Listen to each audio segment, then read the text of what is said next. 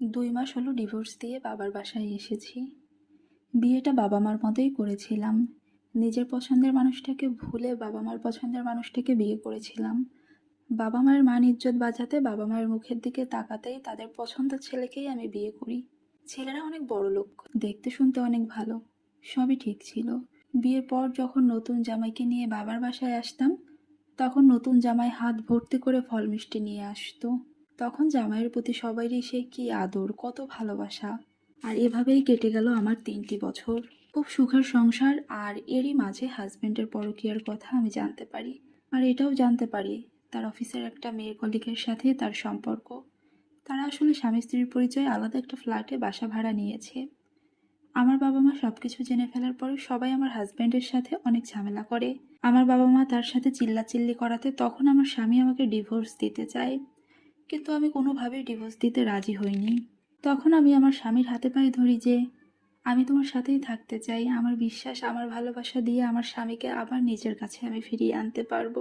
তার পছন্দ মতোই চলবো। সে যেটা ভালোবাসে না সেটা আমি করব না, আর যেটা ভালো লাগবে আমি সেটাই করব। সে হয়তো এগুলো করলে ফিরে আসবে, কিন্তু আমার বাবা মা ভাই আমার স্বামীর সাথে আমাকে থাকতে দিবে না। ফলে আমার স্বামীর সাথে সবাই অনেক খারাপ ব্যবহার করে।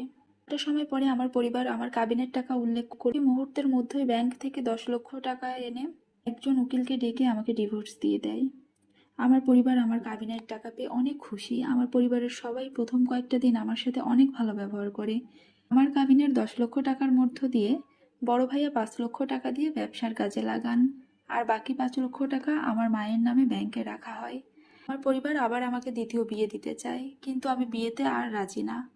আর এটা নিয়ে আমার বাসায় অনেক অশান্তি। তখন তারা আমাকে অনেক কথা শোনায়, বলে যে আমি নাকি আমার স্বামীকে ধরে রাখতে পারিনি। আমার দোষের কারণেই নাকি আমার স্বামী অন্য নারীর সাথে পরকীয়ায় লিপ্ত হয়েছে। সব নাকি আমার জন্যই হয়েছে। এখন বসে বসে নাকি আমি মা ভাইয়ের সংসার ধ্বংস করছি। ভাইয়া ভাবি তো বলেই ফেলে, আমাদের সংসারে তুই আর থাকতে পারবি না, তুই তোর নিজের ভবিষ্যৎ নিজেই এখন দেখে নে।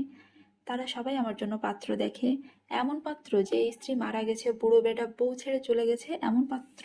আমি কিন্তু ডিভোর্স দিতে চাইনি, আমি মানিয়েই সংসার করতে চাচ্ছিলাম। তবুও আমার ফ্যামিলি এখন আমার উপর সমস্ত দোষ চাপিয়ে দিচ্ছে। আমি আমার ফ্যামিলিকে আগেই বলেছিলাম যে আমার স্বামী যাই করুক না কেন আমি আমার স্বামীর সংসারেই থাকতে চাই, কিন্তু তারা এমন করে কেন আমার জীবনটাকে ধ্বংস করে দিল। তারা আমার টাকাগুলো নিয়ে গেল।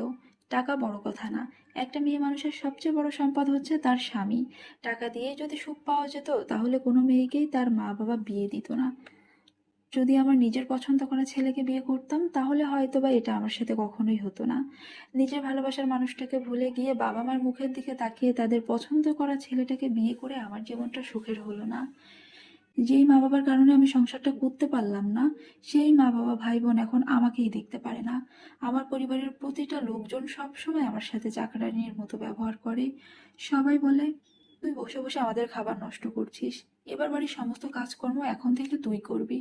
সকাল থেকে শুরু করে বাড়ির সমস্ত কাজ আমাকে দিয়েই করানো হতো। একদিন আমার মা বাবা ভাই আমাকে না জানিয়ে হঠাৎ করে একটা বুড়ো লোকের সাথে আমাকে বিয়ে দিয়ে দেয়। আমার মা বাবা ভাইয়া আমাকে বুড়ো লোকের সাথে এজন্য বিয়ে দিয়েছে, যদি ভালো কোনো ছেলের সাথে আমার বিয়ে দেয় তাহলে হয়তো অনেক টাকা খরচ হতো। তারা আর কোনো টাকাই খরচ করতে পারবে না, তাই বুড়ো লোকের সাথে আমাকে বিয়ে দিয়ে দিল। সেদিন আমি অনেক কান্না করেছিলাম। তাদের হাতে পায়ে পর্যন্ত আমি ধরেছিলাম, কিন্তু তারা আমার কোনো কথাই শুনলো না। বিয়ের 6 মাস পরে প্রেগনেন্ট হই।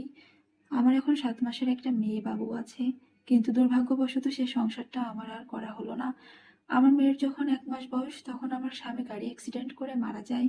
আমার বর্তমান স্বামী ছিল একজন ট্রাক চালক। সে প্রায় সময় নেশাগ্রস্ত থাকতো। নেশাগ্রস্ত অবস্থায় গাড়ি চালাতে গিয়ে গাড়ি অ্যাক্সিডেন্ট করে মারা যায়। স্বামী মারা যাওয়ার পর আমার আবার স্থান হলো বাবার বাড়িতে। 7 মাসের ছোট্ট মেয়েটাকে নিয়ে এখন আমার খুব কষ্টের জীবন। একটা মেয়ের বিয়ের পরে তার স্বামীর সংসারই হচ্ছে সবকিছু। শ্বশুরবাড়িতে যতই কষ্ট, যতই অশান্তি হোক, চেষ্টা করবেন সেটা নিজের মতো করে মানিয়ে নেওয়ার জন্য। বিয়ের পরে বাবার বাড়িতে মেয়েদের আর কোনো দামই থাকে না। তখন যে বাবার বাড়ির ভাত কতটা দামি হয়ে যায় সেটা বাবার বাড়ি আসলেই বুঝতে পারবেন।